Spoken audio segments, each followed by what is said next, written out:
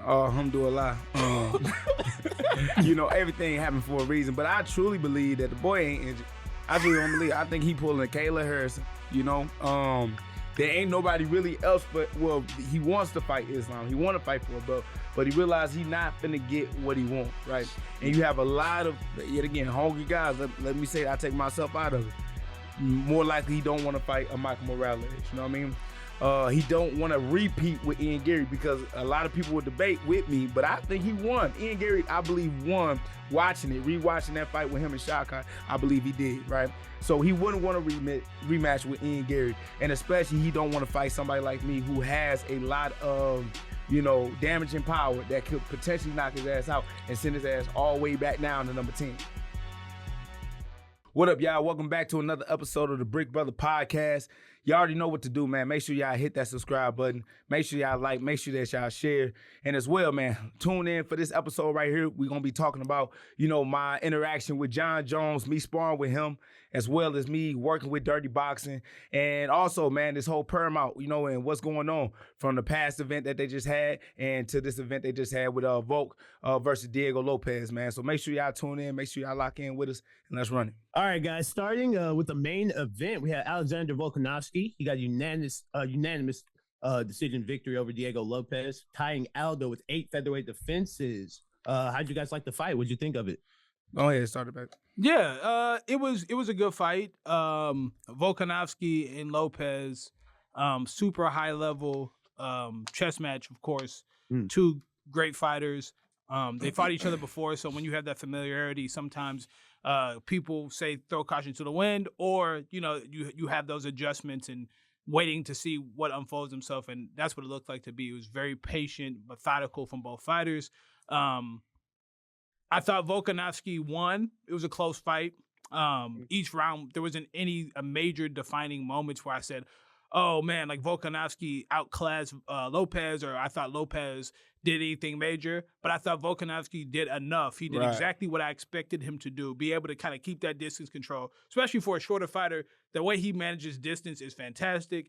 Him being able to change stance and use his footwork and land good boxing combinations, touch him for kicks on the outside, and kind of keep Diego Lopes guessing. It looks like, when somebody's looking to double dutch a little bit, like he's just finding that perfect moment to come in. But, the numbers were consistently on the favor of the champ Volkanovski, and that was just kind of the story of the fight. I think Lopes was able to drop Volkanovski in the third round, I believe that was. Maybe it was the second round. But other than that, it was just a lot of what Volk does well, and I thought Lopes being the challenger, especially in somebody's home country, you got to make the fight extremely interesting, because if it's not 100% in your favor, it's going to be tough to be a champion, especially in the homeland. Yeah, you already know.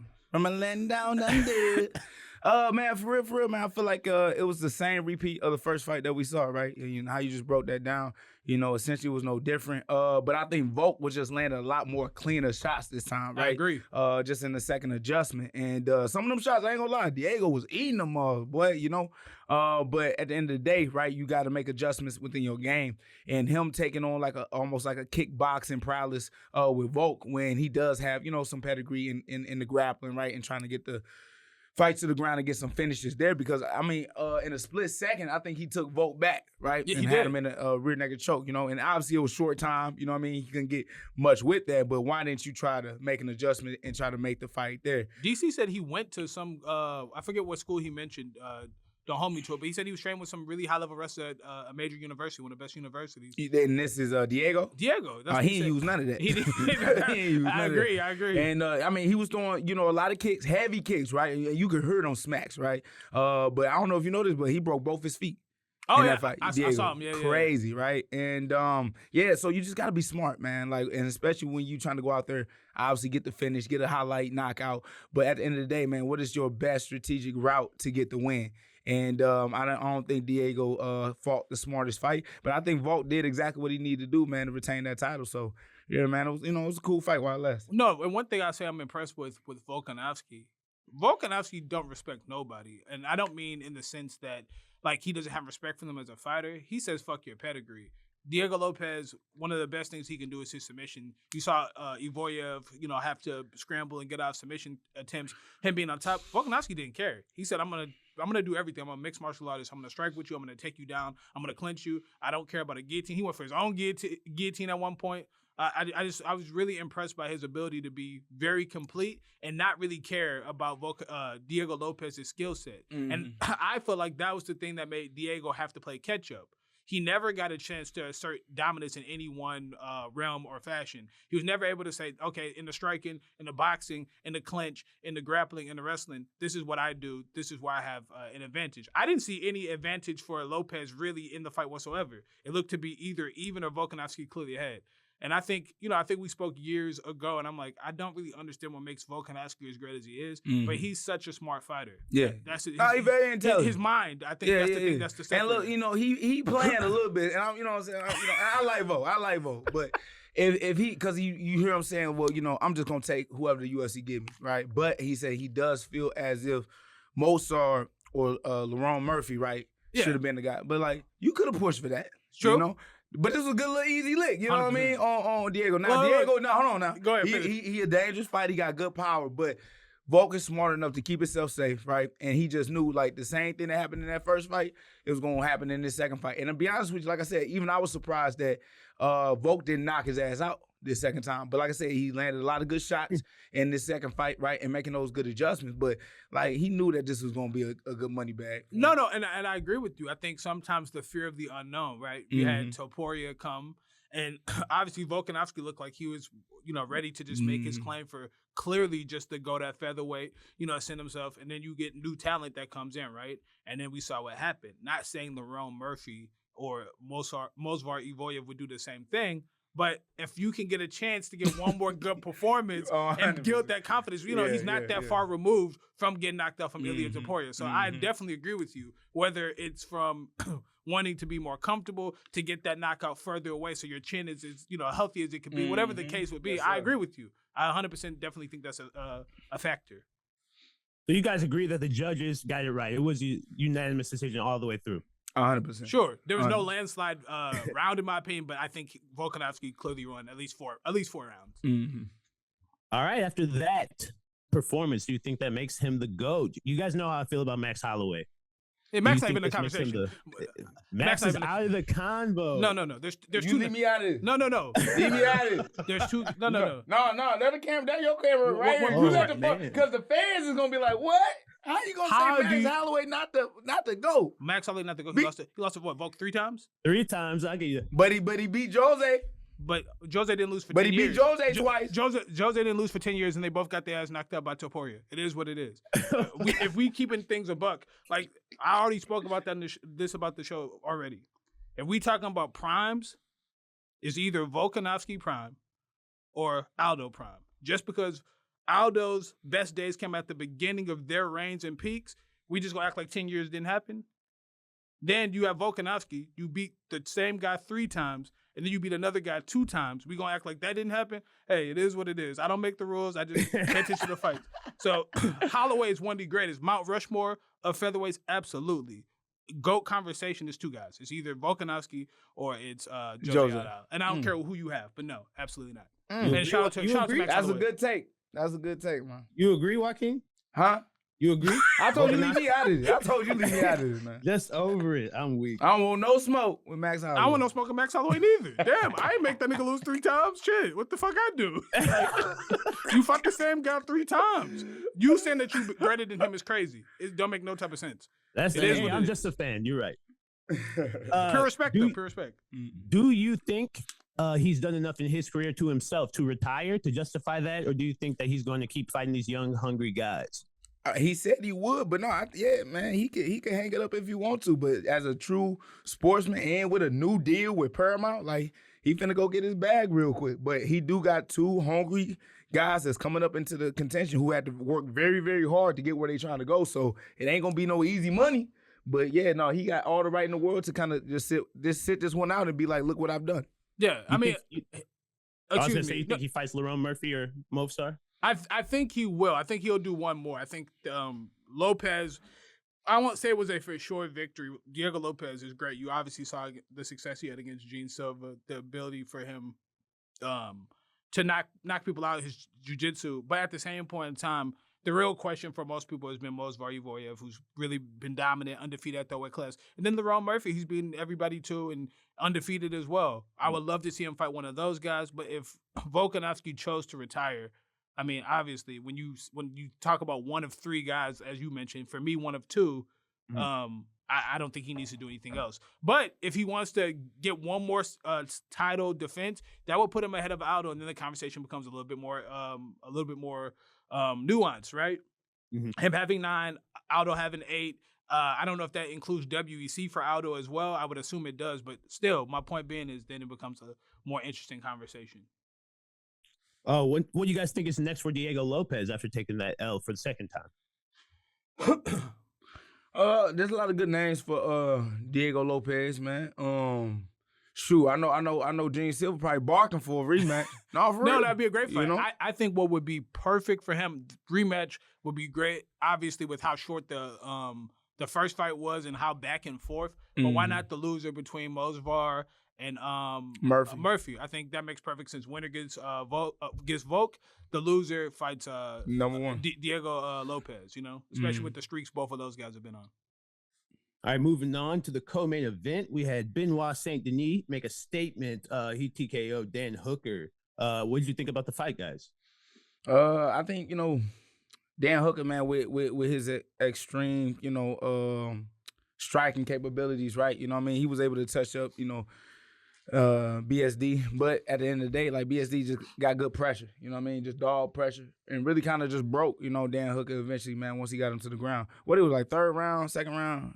I think it was the second round. Second round, yeah. So, I mean, BSD, it just really showed, like, why he was on that tier and why he was such a, prospect in the beginning, right? And why they wanted to, kind of rush him into the title contention. But, yeah, man, I think BSD just did his job against Dan Hooker, Saint Denis did an amazing job of sticking to his guns, but I have to look at Hooker as far as his ability and skills, supreme, super tough, but also he went to the grappling, which led to him getting submitted. I think Saint Denis is a very interesting case of grappler, right? Because he shoots from so far away. You saw Poirier kind of making him pay for that later in the fight. But his grappling is so good once he gets there. Once he is on top, he's hard to deal with. But his entries and his striking to lead to that, I think, leave a little bit to be desired. You saw Dan Hooker taking advantage of letting good body kicks, letting good jabs, piecing them up, right? And then he was able to stop some grappling, and I'll call it getting lulled. You get tricked. And I've talked to Joaquin about this a lot of time. We want to be intentional when we choose to grapple. Just because somebody initiates a clinch doesn't mean that I have to clinch back. We can anti-wrestle. We can anti-clinch. And I thought that Dan Hooker made a grave mistake. I believe one of the somebody in the commentary team mentioned it, but that was just a big mistake. And once you get to the top 5, the top 10, those are the things that separate guys from being world champion and then from being ranked number 10, number 15, and so on and so forth. And I think that was really the difference in the fight. Actual execution, fight IQ. I think that Saint Denis did a great job of sticking to his game plan, but Dan Hooker also played into Saint Denis' hands. Do you guys think they should have taken a longer break instead of jumping right back into action after taking a loss to Arman and then moving straight on to fight such a tough competitor? Hey, you ain't even lying. It don't even feel that long ago. He fought in November. He fought in November. Hell yeah. He got the brakes beat off of him in November. And that was bad. That was bad against Arman. And I think, maybe he thought, well, this is a grappler. I'm probably going to get beat up. But that ground and pound, both those guys have a similar heavy top that was top vicious. game. He had his arm kind of like trapped. And then, I don't know what Dan Hooker trying to smile about it, like cheating. Like, he's just so he's one of those people. But that ain't it, though. They ain't like, get out. Stop laughing and smiling. Get out there. I agree. I think that's one thing about Dan Hooker. We know you're tough.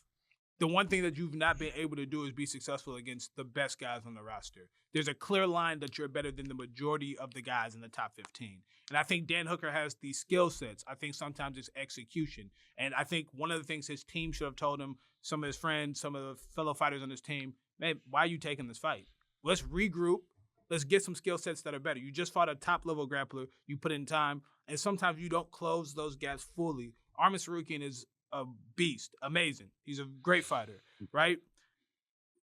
let's take more time. Let's close more gaps. So when you do get a Morikano, when you do get a BSD, when you do get a Dariush, when you do get one of these guys, as Joaquin would say, a booty warrior, right?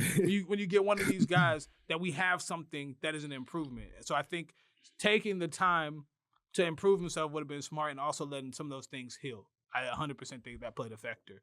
But obviously it is what it is. A loss is a loss. No excuses. That's true. After Benoit Saint Denis won that's 4 in a row, I believe. What do you guys think he should do next? Who's next up for him to fight?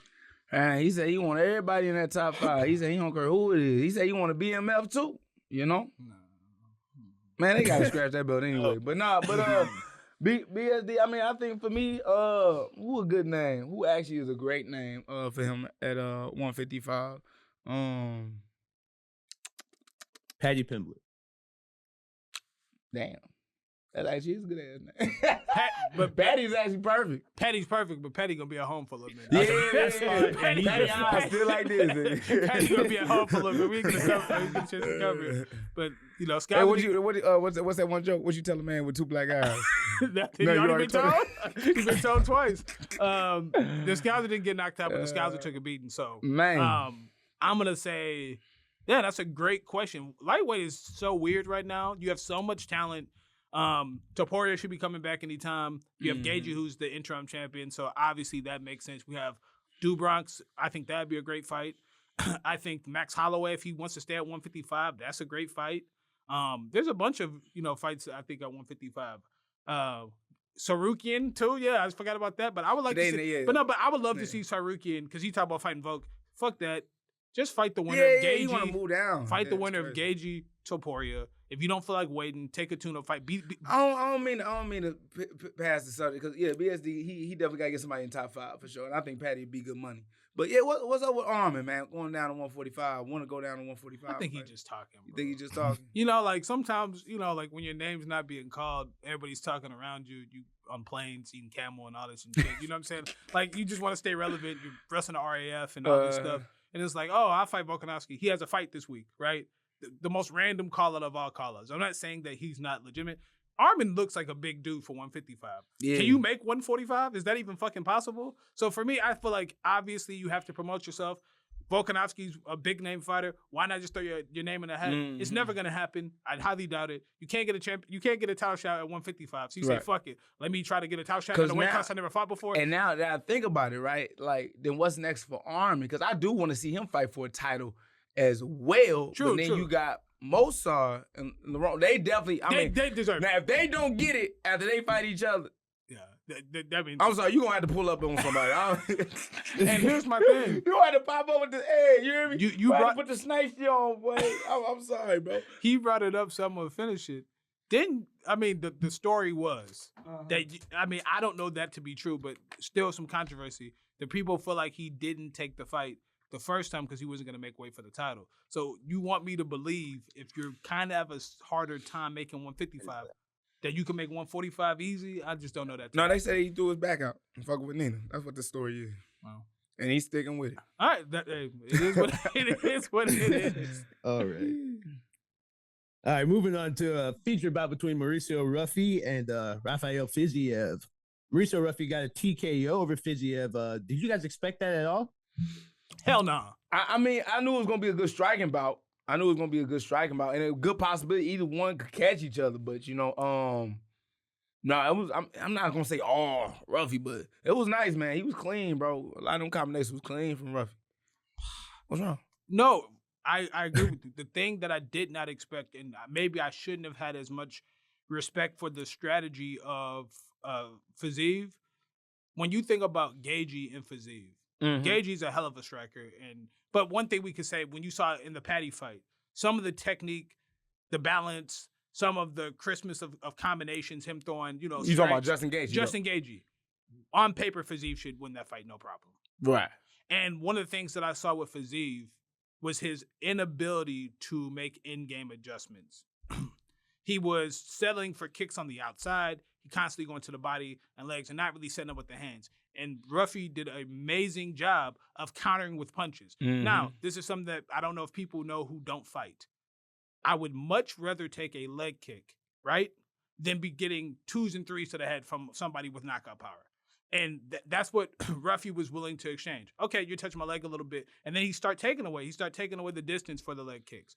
And, every single time Fiziev would land a kick, Ruffy would make him pay with boxing. That was the clear discrepancy that I saw. I didn't expect for Ruffy's boxing and striking to be so much more effective than Fiziev's kicks. Because both of them are kickers, right? Mm-hmm. But I thought Ruffy did a great job of taking away kicking range. Any single time where he did get touched, I'm going to make you pay. You're stationary, bow, cross to the face, a hook, uppercut, elbows. And that was the difference. And I literally said it right before it happened when I was watching the home. Like, that's the one problem in this fight. He's settling for kicks when Ruffy's making him pay. And eventually, we already know, if you've seen enough fights, how many times you've seen a guy finish with leg kicks versus you've seen somebody get knocked out. We're playing a game of odds and percentages here, right? Right. Everybody, man, that left hand, boy. So, if you had to ask me which one would I rather take on a consistent basis, I'm going to take kicks, right? We can make adjustments. We can switch our stance. We can check kicks. Unguarded punches to the face, that's a problem. And that was the difference. I thought with Fiziev's striking background, as good as he is at Muay Thai and everything, I just didn't see that being the case. I think, a lot of these things just show, like, you can't be throwing empty kicks, man. You know what I mean? A lot of these guys are getting a little too comfortable throwing kicks, right, without no setup with the hands. Or, you know what I mean? With that being said, guys that are, using their punches, they use it to set up their kicks. Ruffy, for a great example. Beautiful job doing it. So a lot of guys that, train in Muay Thai or train it with a karate background, sometimes the hand setups ain't really there, True. And they rely too much heavily on those big legs, right? Because it is damaging. You know what I mean? If you are landing good, who can I think of that landed early on the leg kicks that was pretty nice? Was it Volk? Oh yeah, it might have been Volk on Diego. He was touching them legs, whatever. But still, you leave yourself open, right? When you just touching the legs, if you're not throwing a jab, putting something in their face, making them preoccupied somewhere else. But regardless, though, you know what I mean, you can always find yourself yet again to be left open when you're throwing those kicks. So no, that's 100%. And that's what he did, because that straight right hand, straight down the pipe, right? And I can't even remember the full combination, but I bet you it was set up because, yet again, what's his name? Sorry. Fiziev. Left itself open, you know what I mean? By, yet again, when you throw that kick, you leave yourself bladed, and he was just open, just throw that straight punch right down the pipe, and he was just open there. That was the story. To me, that was the story of the fight. And for somebody who has good head movement, such good striking himself, I'm just surprised he couldn't make adjustments on that. And as you said, what I was trying to allude to, throwing those blind kicks is always dangerous. You're always open for a split second, especially when you're not the longer fighter. And also, you said you saw some similarities between Volk and Mauricio Ruffy. They've been working together. What do you guys think about that? That is very interesting.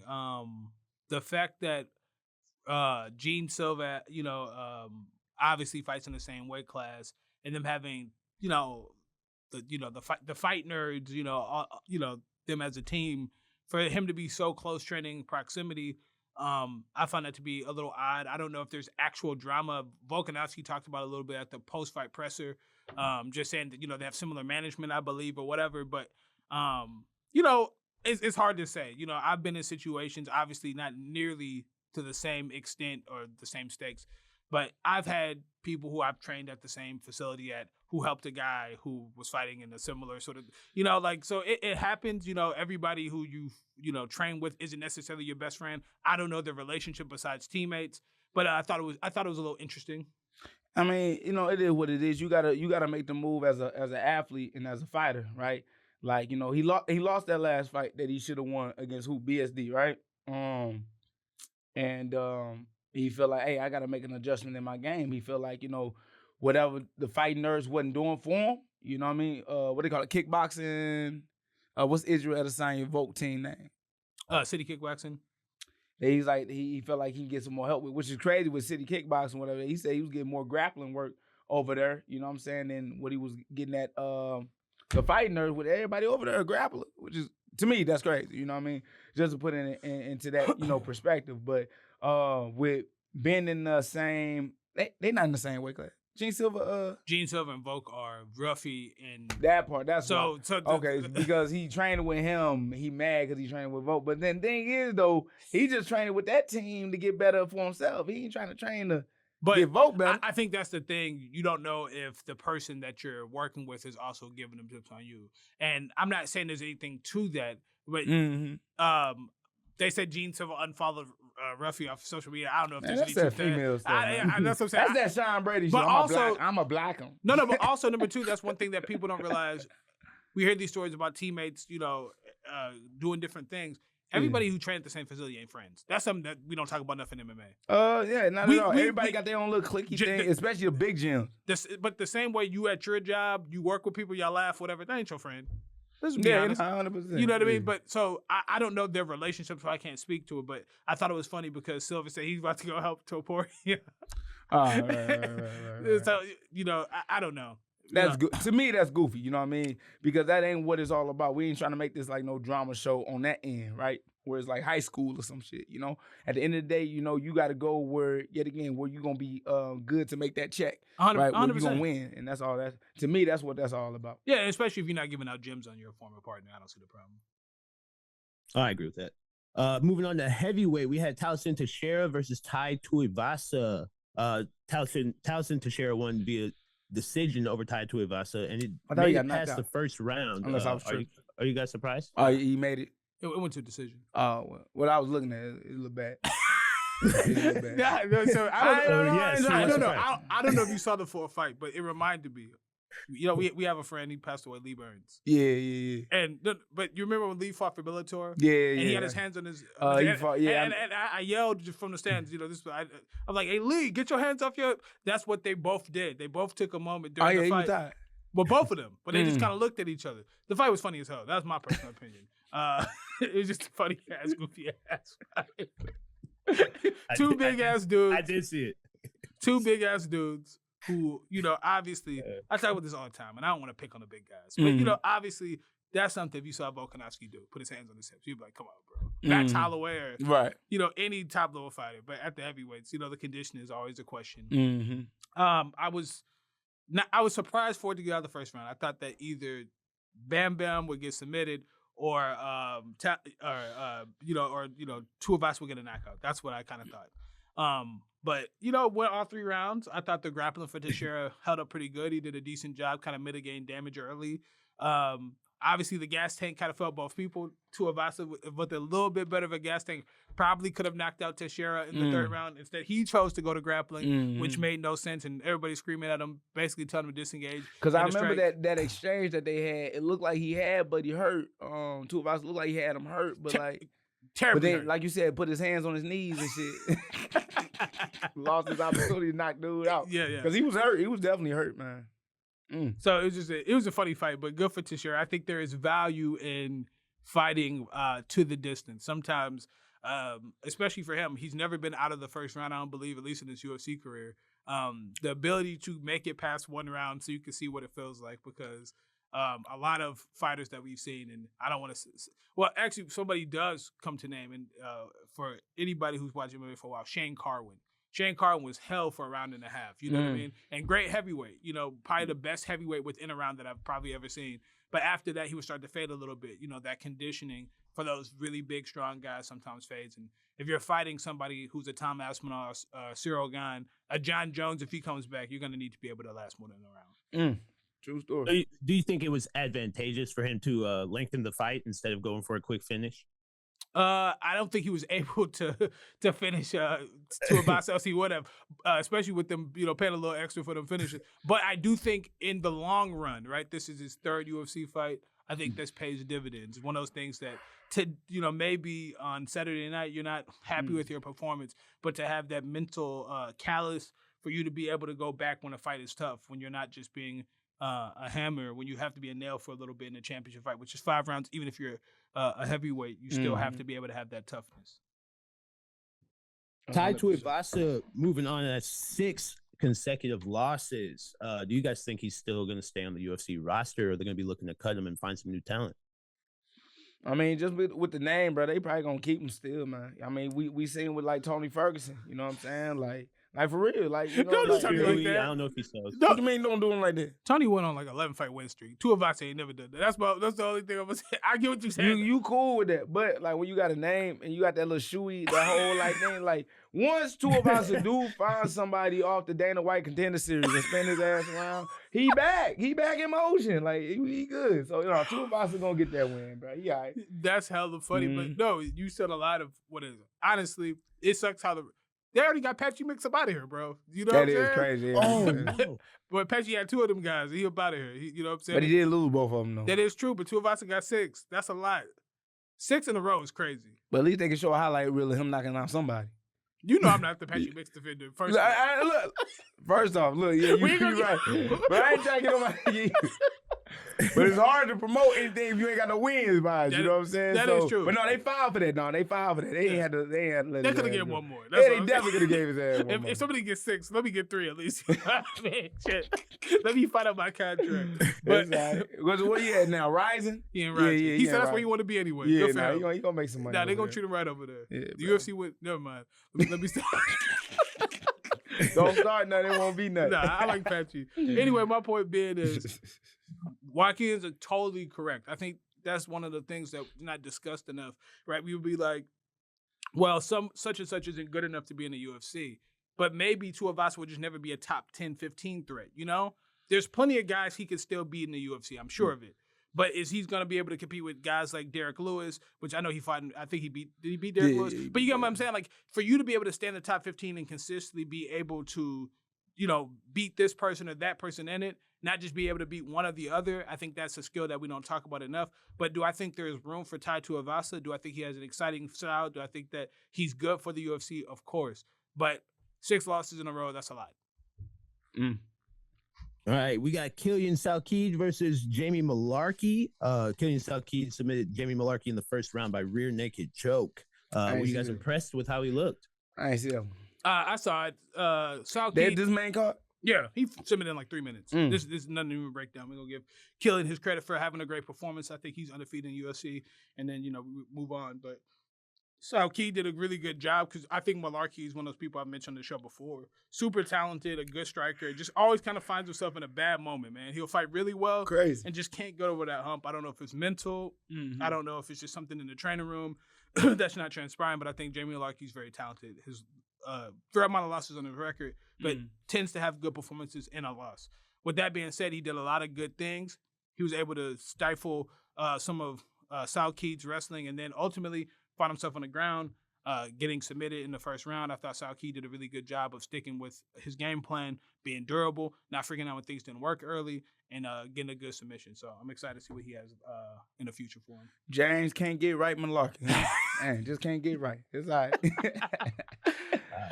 All right, we had a flyweight bout between Aaron Tao and Namsare Batbayar get scrapped after. Hold on. You let this slide, nigga. I don't. No.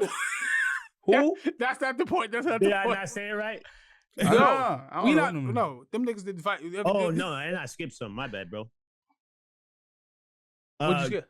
I skipped what's next for him. No, you good. Fuck that. You fine. Okay, my fault. No, that's not the purpose of this. That's not the purpose of this. Go ahead. Reintroduce it.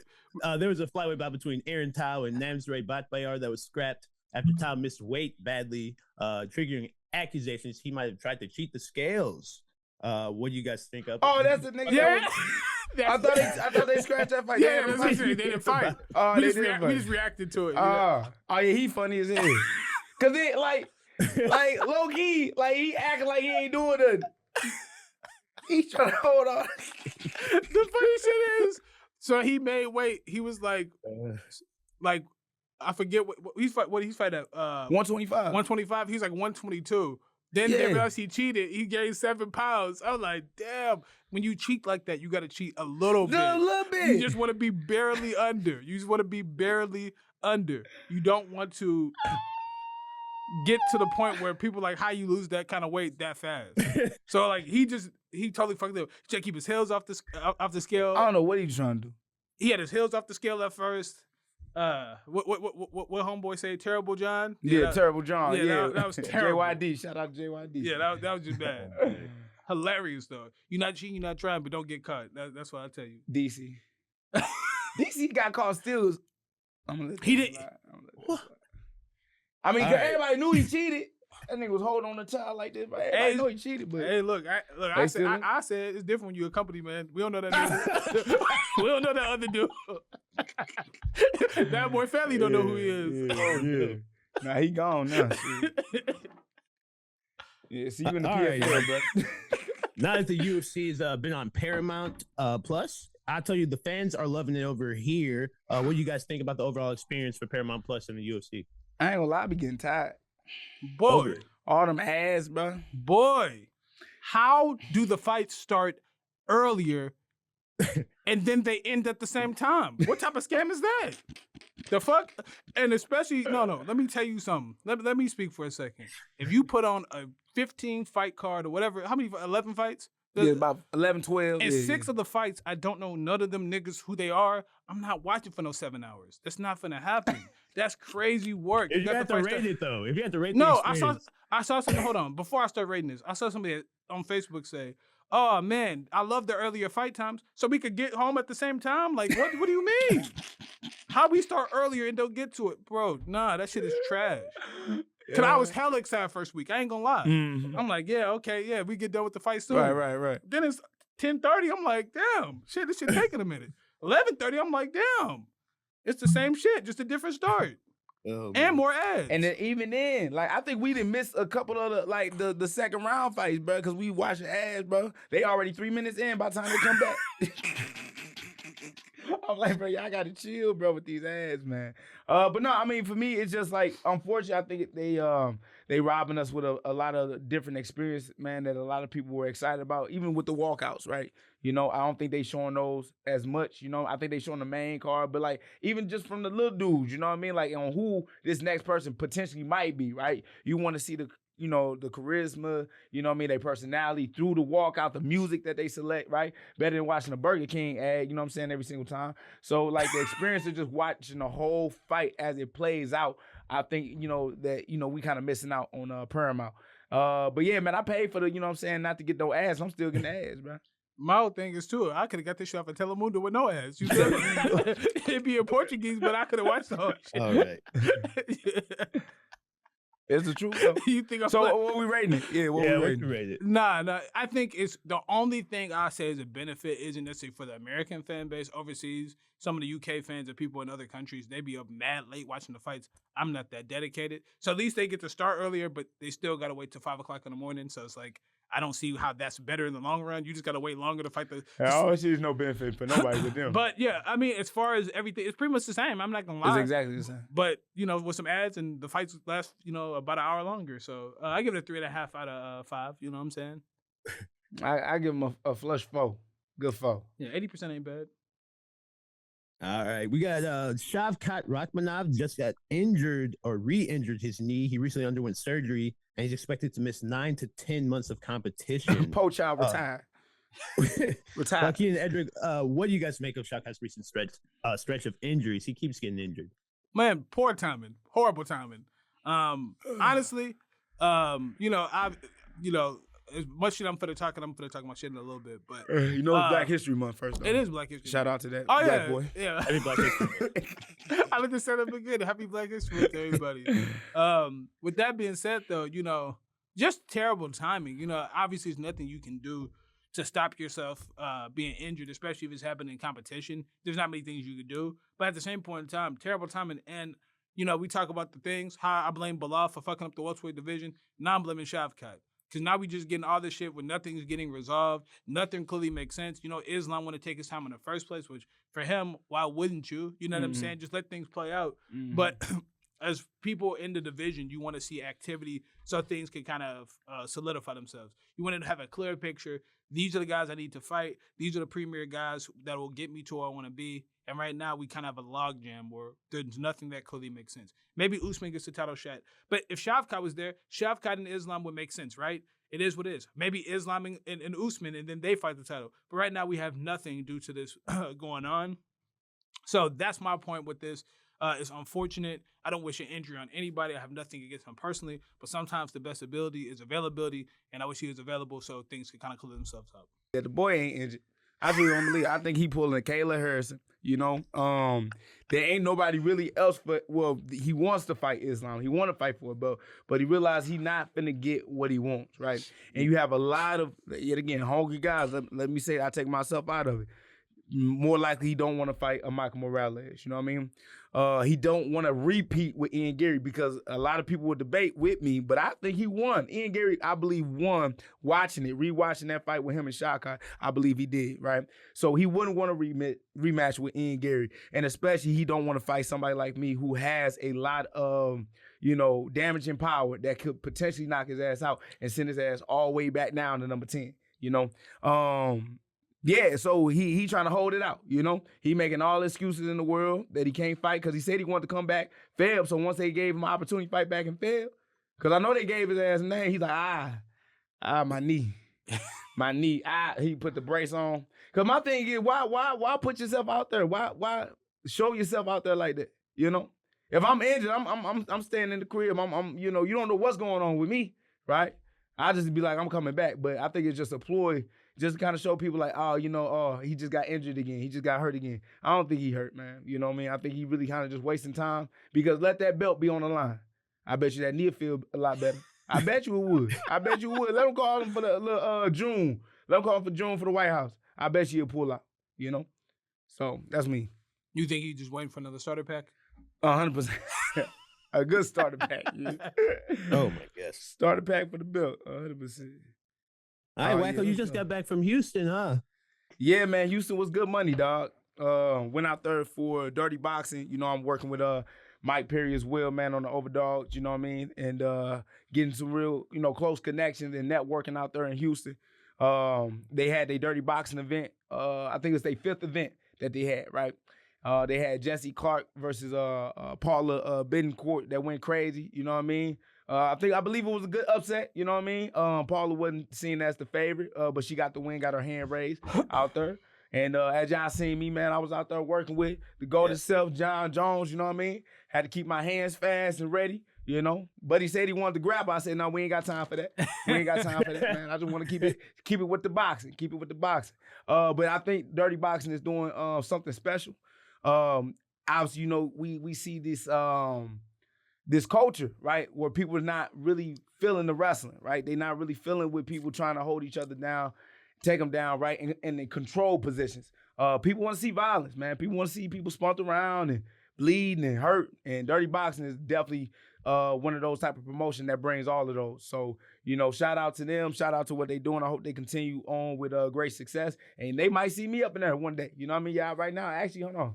I'm rocking them right now, boy. Dirty boxing. I might become a dirty boxing athlete sometime soon. Because at the end of the day, these boys don't want to fight. I done called out Shavkat. I done called out Bilal. Who else? Who else? A good name that I didn't mention. Ian Gary, good money too. But I haven't got anything called back in order to get a fight. So with that being said, I mean, it'd be nice to have a little time off where I'm able to go in dirty boxing, make me a couple of change. Something nice. Boxer Jerrell Miller had his hair knocked off mid-fight by Kingsley eBay. What do you guys think about that? Did you see it? Yeah, I mean, I think the whole world saw it. This more viral than my knockout. This right here more viral than my knockout, boy. Back in 2020.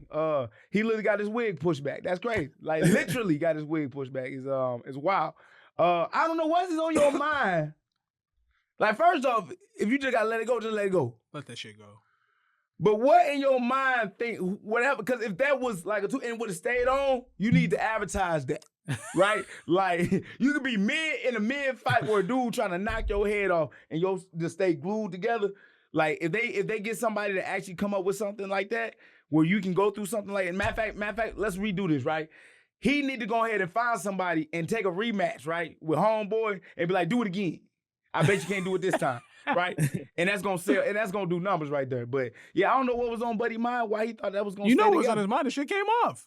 He got everything that was on his mind. He got it off. Yeah, 100%. Number 2, let's just be honest. Now, Buddy came with because the crazy part about it is, right? He ended up winning, which I thought was worse. Because then you got to talk. He could get his ass whooped. If he would have lost, he could just walk to the back. we would have still made fun of it. No. But- They if you would have lost, they'd be like, explain yourself. no, I would have been gone.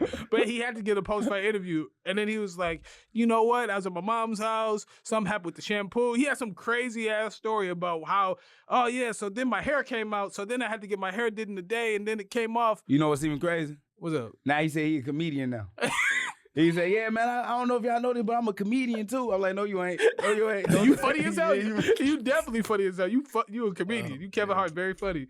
My thing is this. You could have just been honest. You gone bald. Ain't got nothing to do with the shampoo. You went at your mama's house. You could have just went bald and let it go. But instead, you try to cling on to the past. And as you saw, you gotta let go. sometimes you just, And sometimes the past will let you go. Yeah. You know what I mean? Gotta push you into your new future. Because I know he ain't gonna do that again. I know he gonna let that go. I know he got a clean shave head now. You think so? I know. I know so. Mr. Clean, Mr. Clean. He was now, out there nigga. looking like George Jefferson. It's crazy. He was. I know, bro. Like, just let it go. It's not that big of a deal. Michael Jordan was bald. Hell, Dana White bald. There's plenty of bald niggas out here. He said, moving on now. Oh boy. He tried. Let him live. He could have went to Turkey before he tried that shit. That's all I'm saying. He should have. Pay for the surgery, man. They probably sponsor him now. They be sponsoring fighters. I know you seen the commercials. That's good money in there. But I know you seen the commercials. It's only good money though if it stay glued on. But no, you go to Turkey. That's the surgery. He get the whole surgery. Oh yeah, he should have did that. Yeah. Oh yeah. No, that's right. They be That's sponsoring right. people for real. I seen a lot of your favorite fighters. Now in if that you commercial. get hit and they knock the surgery out your ass, where the muscles like, where it's like, you know what I'm saying? Where it's needle through, where they sew your hair through, nigga, and he still getting out. Yeah, bro. You go ahead and sit down. That was a shitty toupee. He was confident. Yeah, nah. I'm weak. All right, y'all. Who are the best UFC twerkers? We got line dancers around here. Who's the best UFC twerkers? We're gonna do a blind rank. I'm gonna call out some names. I want y'all to tell me what y'all think. All right. Bet.